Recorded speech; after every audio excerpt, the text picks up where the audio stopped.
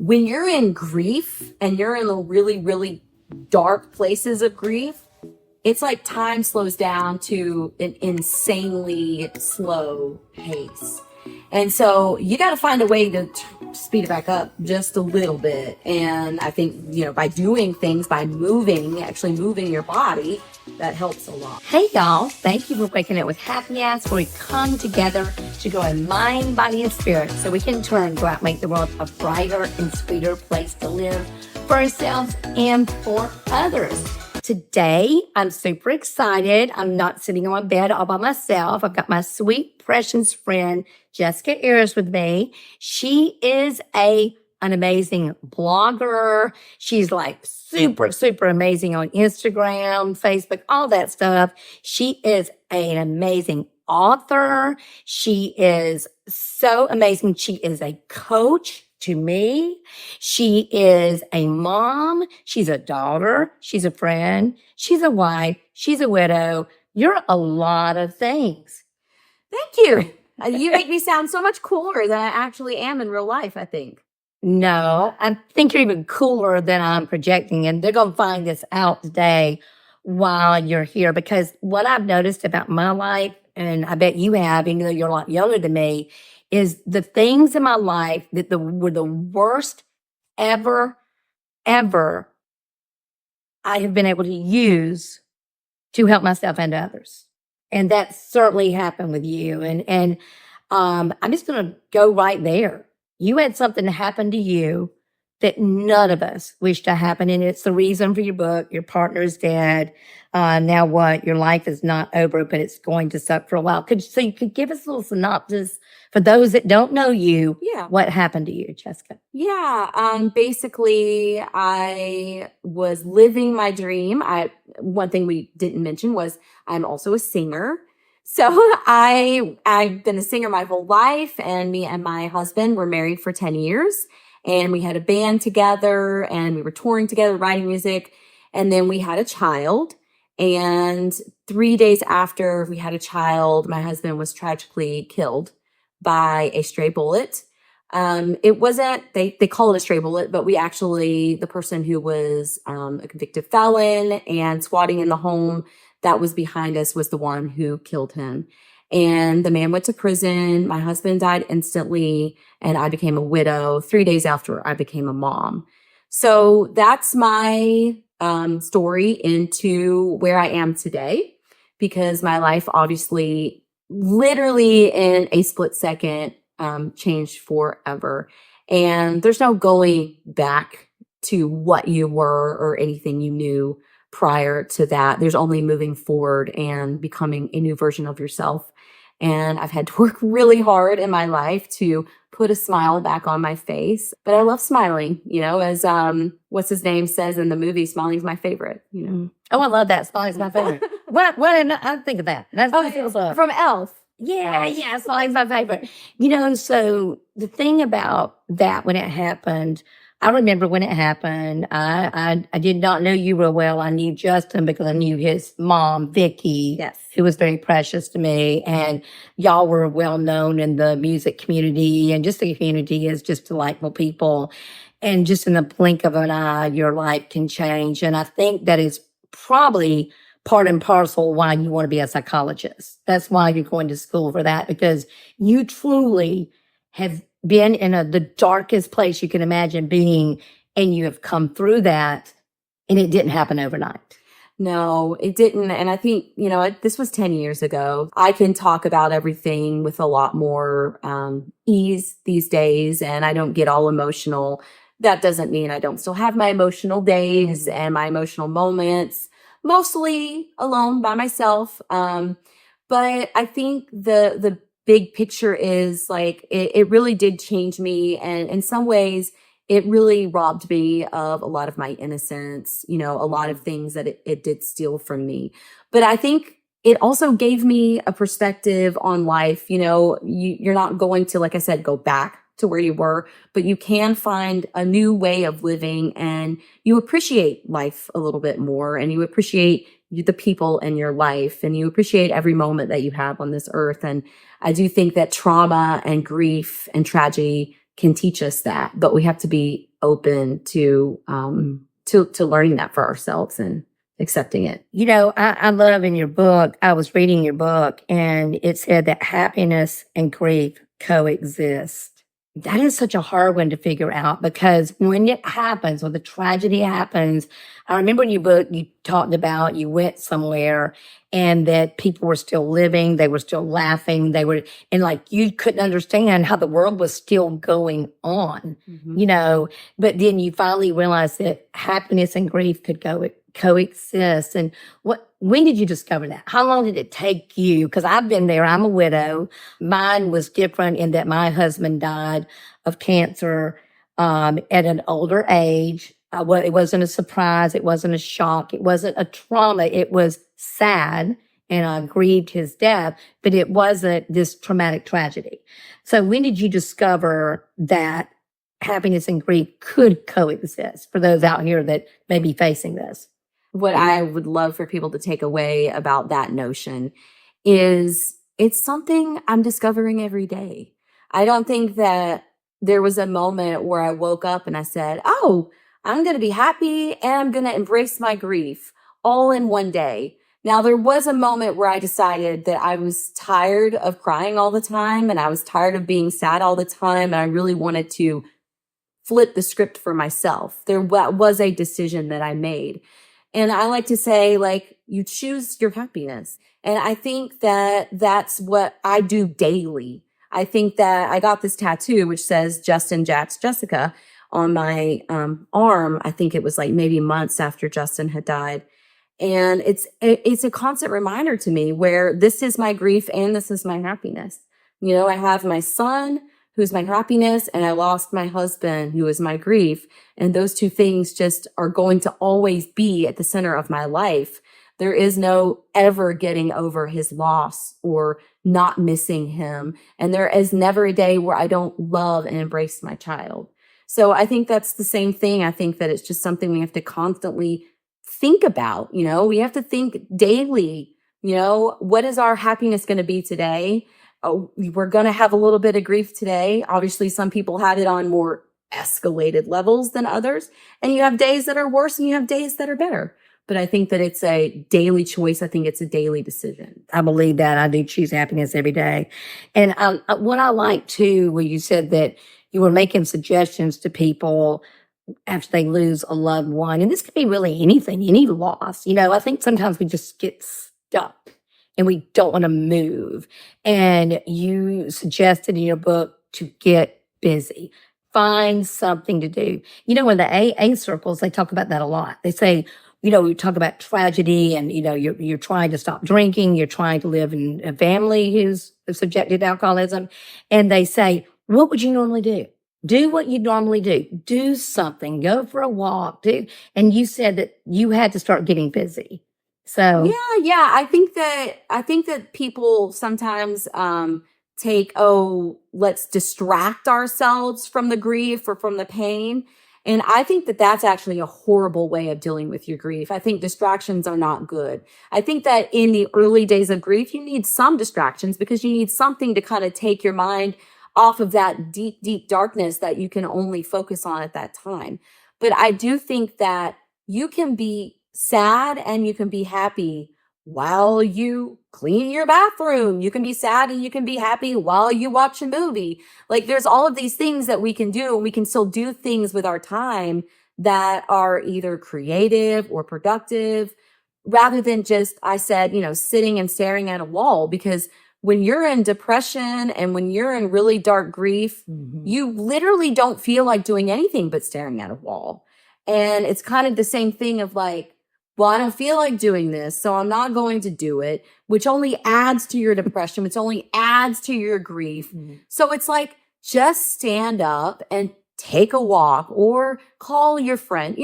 It's baby steps. And I know that sounds cliche, but I did just tell this to my friend the other day who's dealing with something. And I said, the first step is the hardest. And once you take that first step, it just gets a little bit easier step by step.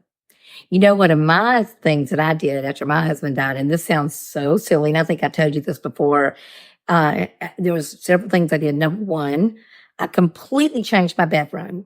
I made it the most girly, as you can see. And it's beautiful. Girly-fied, and pink is now my power color. I immediately changed my bedroom. I also slept on his side of the bed so that I wouldn't see an empty side of the bed. But this was my grief strategy, and it sounds so crazy, and I'm so thankful to this day to the Gilmore Girls and to The Office. I would sit and get lost in the fantasy land of the Gilmore Girls and The Office and all the funniness and stuff. So that was part of my grief strategy. So I always tell people, whatever works for you. And I love how you talked about the time. Like people were expecting you to be a certain place at a certain time.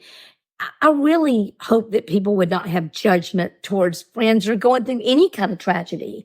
Now, we don't want you to get stuck. We don't. And maybe you can nudge people by saying, hey, let's go for a walk or let's go to dinner together. But be patient with people. And you felt like you had a hard time getting going at first. You had a really, and so what was a silly grief strategy of yours? Did you have any silly kind of things? Oh, absolutely. I think my silliest grief strategy was I got obsessed with getting pedicures. Okay. And I don't know what it was about pedicures, but I mean, I got so many pedicures that my nail lady was like, you okay? Like, you don't need to be here. And I was like, but I mean, my toes she would be like, okay, let's just paint your toes today. Like, let's just paint your toes. And it was something that was like it was pampering myself, but it was like, I could see the change in the toenails, and they were pretty and they made me feel pretty. You know, I was postpartum, so I didn't feel physically that great. I felt overweight, so I didn't feel like clothes made me feel good. Eating didn't make me feel good. So something about getting my nails done, it was this dopamine boost. And it was a silly thing, but I loved it. And now to this day, when I get a pedicure, like, it seriously brings me back and it makes me feel healed. And it's just a strange thing, but yeah, you have to find what works for you. I mean, everybody is going to find something different. You know, for some people it's reading books, or for some people it's exercise, which I did a lot of too. And I read a lot of books. You know, I did all of these things, but you know, it might be something silly. You never know. I read a lot of books. And I especially read books from other women who had lost their husbands and stuff like that. And speaking of reading and doing all those things, you know, you and I talked about this a lot when we were working on my podcast and all the different things. And we now have sponsors, which is amazing. And you remember I talked to you about how important it was to me for it to be like authentic and not like, today's program is brought to you by, you know, I don't want to do that. So in keeping with that, Kitty Stewart with the Dream Team Mortgage Company is our sponsor. And I'm so loving it because she so authentically said, I want to be a part of the happy ass movement. I want to be somebody who promotes what you're doing. So she's very excited. She's with the Dream Team Mortgage. We will put her number in the notes if you want to call her. She has access to 139 different banks she can use because she's a mortgage broker, which is different than working at a bank. So yeah, pretty cool. So, and also I cannot go on without mentioning that my precious people at Beachy Beach, they believe in this. They think it's a worthy cause. So they are also sponsoring this. Isn't that exciting? How many years I talk about asking somebody to sponsor, and I was so proud of you. I was scared to. I was scared to. So we're going to talk about that in a minute too, because we're going to talk about people pleasing in a minute. Oh, Lordy. Because that's probably going to be a whole show, baby. And just so you know, I'm like on the scale of getting healed from people pleasing on a 1 to 10, I may be like a 3.2, but you know, I think you're better than that now. I want to see some other things that I wrote. You said to keep busy. There was something about, help the time. And there's something about, you said you wanted moving that made the time pass. You just being in movement made time not stand still anymore. And you did say that you one day just stared at the wall for like 8-9 hours and were just staring at the wall. So that was probably your clue that maybe there needed to be some movement. When you're stagnant, it's like time just, you know, it's why people always say when you're bored, or you don't have anything exciting going on, like the time just slowly creeps by. But when you're doing something that you're enjoying, it just flies by. When you're in grief and you're in the really, really dark places of grief, it's like time slows down to an insanely slow pace. And so you got to find a way to speed it back up just a little bit. And I think, by doing things, by actually moving your body, that helps a lot. Oh, it does a lot. They have proved, like Duke University, I'm talking years ago, used movement as a way to combat anxiety and depression. It is amazing. Our bodies put off these amazing endorphins and all these things when we're moving. You just cannot underestimate walking in sunshine and moving your body. And I love this. And I'm going to find this page. It's on page 50. I wrote it down. It was amazing. Something you said, and it's on the line of codependency. Mm-hmm. And I read the book Codependent No More by, Melody Beatty. Amazing book. I still need it. I think I grew up in a lot of addiction. I'm still around a lot of addiction. And so I definitely have a tendency to be a codependent. And I loved what you said here. You said, I stopped letting what I couldn't control, that was Justin being killed. Mm-hmm. I let that stop dictating what I could have control over, which was your future. Mm-hmm. And to me, I think that's a turning point for everyone. Once you finally get it, that, I hate to say it, you are the one that's responsible for your happiness, no matter what has happened. Mm-hmm. I know a lot of people's tragedies. I mean, shoot, if Viktor Frankl can figure out how to be happy in a concentration camp, I'm hoping I can figure out how to be happy in the United States of America through my tragedies and all those things. I mean, not easy, but it's doable. So I want to find this. You wrote, it was talking about the fact that if you're trying to get help for your grief, and you're trying to do that coupled with someone else who is also grieving. Okay, so what I said was one last thing, be careful who you rely on, because codependent relationships after loss are very common, especially if your main source of support was closely related to your person. And that can also, like you said, be related to addiction as well. Absolutely. And yeah, I mean, it's true. We're both going through hard times and we want to lean on each other. And sometimes that's not the right person to be leaning on, because you need to lean on someone who maybe is a little stronger in you than you in that moment.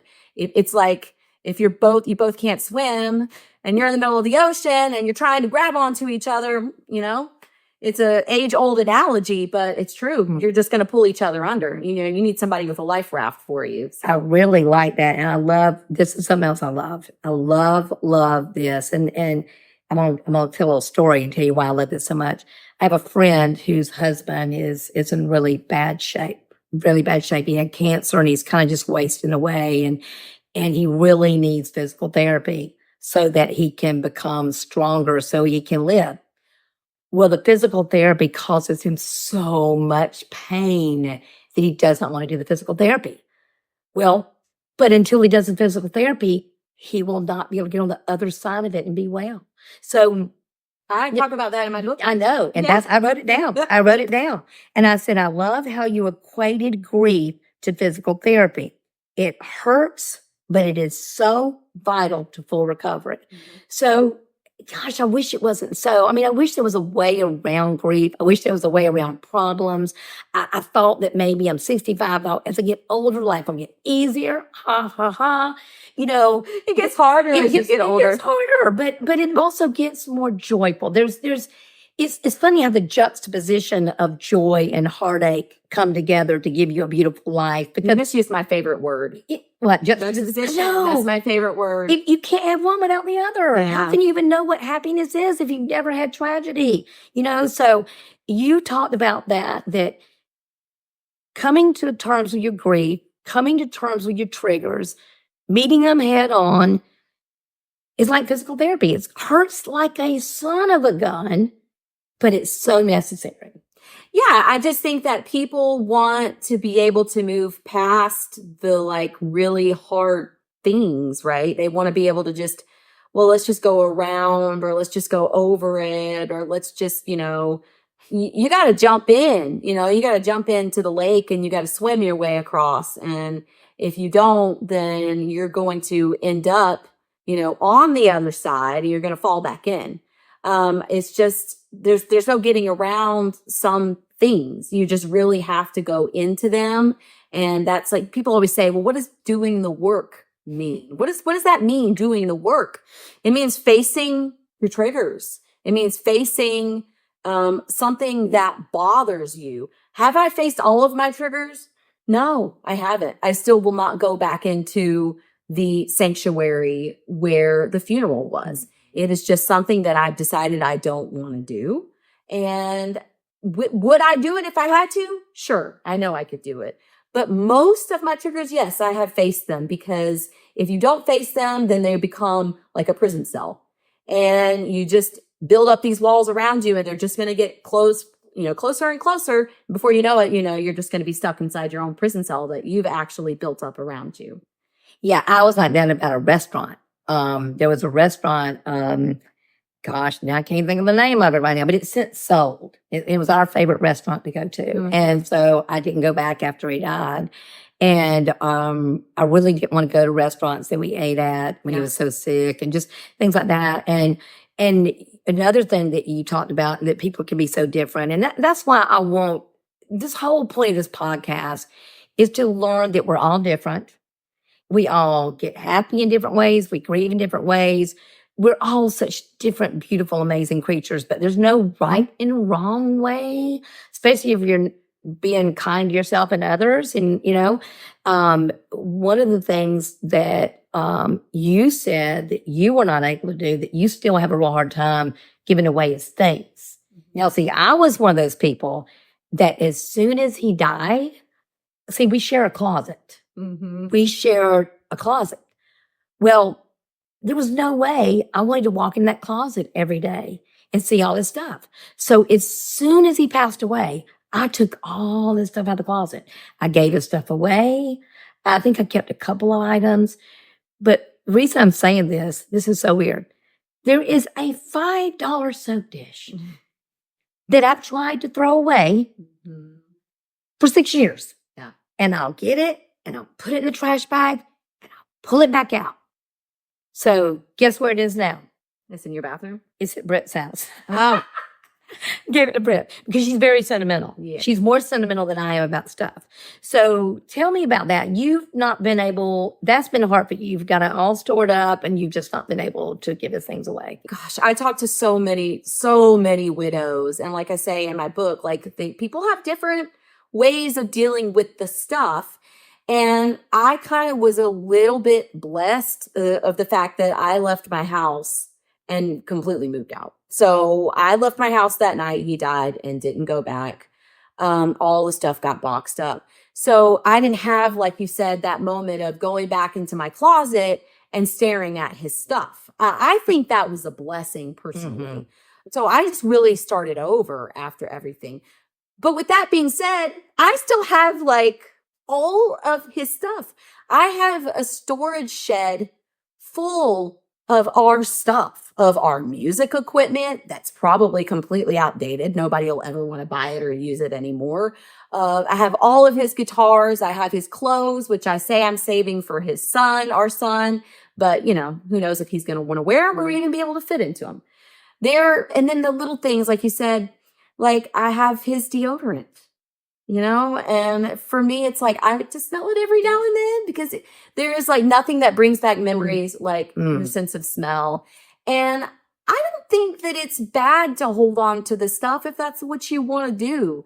I think that if it's creating, like I said, like a prison for you, to where you feel like you're living in the past and you're never able to kind of move into a future, then I think it could be a problem. I just think it depends on really kind of how you handle the situation. Yeah. You work through that with your therapist, your clergy, whoever is the person that's your go-to person. And so the good news in all this tragedy is you ended up many years later, it took you a while, and you met this amazing man who has just been amazing for your son and you've got this new, beautiful, amazing baby. I mean, well, baby now, she's like She's two. almost Yeah, she's two. she's still a baby. Oh, she's a sure little baby. Yeah, that we wanted so badly. But the beauty to me, and not to mention that her husband is extremely good looking, and I enjoyed him to do handiwork at my home. She's not worried about me. You were going to say Yeah. incredibly, I thought you were going to say who has incredibly great abs. Oh, he does have great abs. He does. That was for another day. But yeah, He's gonna love this. Another program. But yeah, he is. He's a very kind. Yes. Yeah, and what's beautiful? This is what is really beautiful.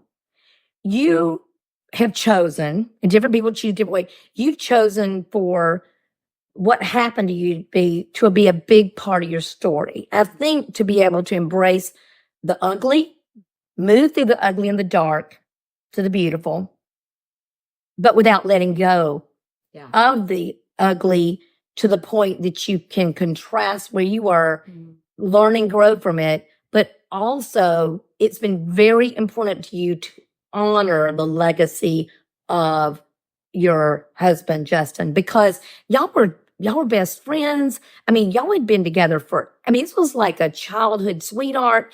So the beauty of this that's so lovely is Don is such a kind and loving man that he is not bothered by the fact that you honor your first husband and the original daddy of your son. Yes. And he is fully the daddy of Jax. Yes. Fully your wife, but yet is a full accomplice to honor Justin and all the things y'all do. Y'all have a poker run, don't y'all? And y'all have and y'all always do a kayaking to honor, so y'all do all these things together. So to me, that is beautiful. When you had the jackpot. Yeah. I mean, God just took this tragedy and gave you just this most amazing life. And I like to tell people who are wanting, if you lost a spouse or a girlfriend, a boyfriend, whatever, and you're wanting to find someone in the future, I think the fact that I have a child with Justin, I think that helps my narrative of, keeping his legacy alive in our lives and making sure his son knows about him and all of that. But I also think it's important for anybody who loses their person, if they find love or romance again, just because you didn't have a child together, it doesn't mean that person isn't a part of your soul, like literally a part of who you are and helps shape who you are. And to find somebody else, not somebody, say in addition to, because that other person's always going to be there. You have to find somebody who's understanding of that. Mm-hmm. If you don't find somebody who's understanding of that, they're going to be jealous and there's going to be issues in the relationship. And so I just think that it takes the right person. And I think that Don's a special person. And I think anybody who's going to love a widow or someone who's lost a spouse is genuinely a special human being. And, just to a special level of understanding and love and care. And to love a widow, it takes a special person, I say. Yeah, well, you found that special person. I did. And just a good life. And I want to come into the end of our program or a little podcast or a little fun time on the bed, which is I want to tell people that haven't seen the podcast before the reason for sitting on my bed.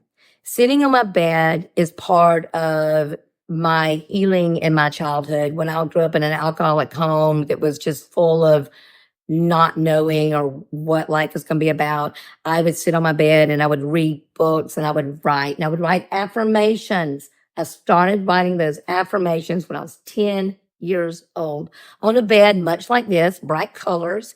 And so it's a happy, peaceful place for me. And you think about, what do girlfriends do when they sit on the bed and talk? Mm-hmm. They do. They sit on the bed.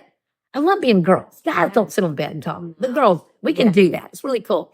And so that's why we're here. And before we leave this, I want to ask you about the people pleasing, because I'm actually going to do a whole show on people pleasing, because I'll admit to you, I'm 65. I'm still not there yet. a lot of my consideration for everything I do, or are they gonna like me? Are they gonna love me? Do I look pretty? You know, I am so enthralled by people who are not people pleasers. I'm like going, wow, you're so, You do that. how do you do that? So tell me, you said that in your book, you said you're a reformed people pleaser. Reformed. So just how reformed are you? You're trying to call me out. Yeah. Do I still have that people pleasing part of my personality? Yes, I think that it still is there. I don't think that that is something that we can just wash away, right? It's like, oh, now I don't care about what anybody thinks. But I think after going through what I went through, I had to get to a point in my life where I was like, well, who am I trying, who does my life matter to? And it really matters to me, and it matters to my child, and it matters to those who I love and who love me. If you were to spend 5 minutes on, let's say, TikTok or Instagram, go to any video that's viral. It doesn't matter what the video is about. It can be about the most wholesome, beautiful thing you've ever seen. If you click on the comments section, it is the most vile, horrendous thing you will ever read. And that right there proves that it doesn't matter what you do. You're not going to please people. People are going to find a negative view. They're going to find some way to put you down, to make you feel bad about yourself.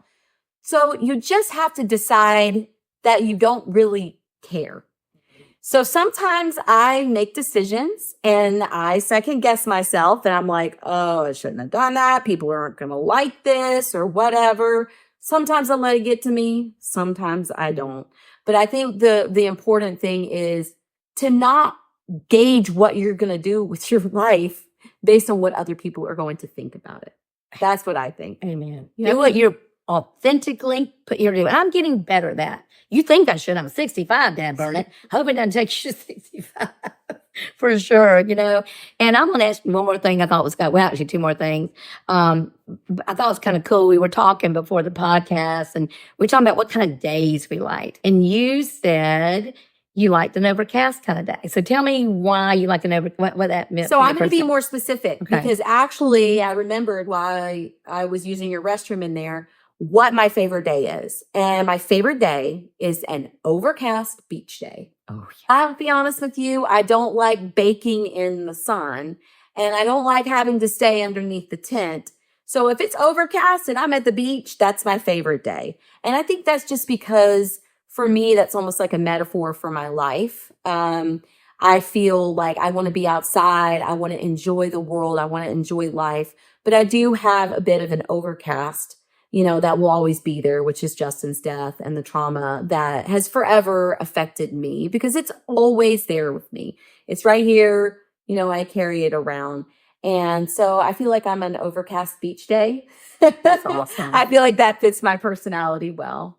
That's awesome. And I told you that I love rainy, stormy days because it makes me slow down because I'm a little overachiever. So rainy, stormy days make me kind of slow up a little bit. So. See, but that so fits your personality. Yeah. For some reason, the fact that you love a rainy, stormy day, like you're just like the happiest person, but you're like definitely stormy happy. Yeah, in the middle of the storm.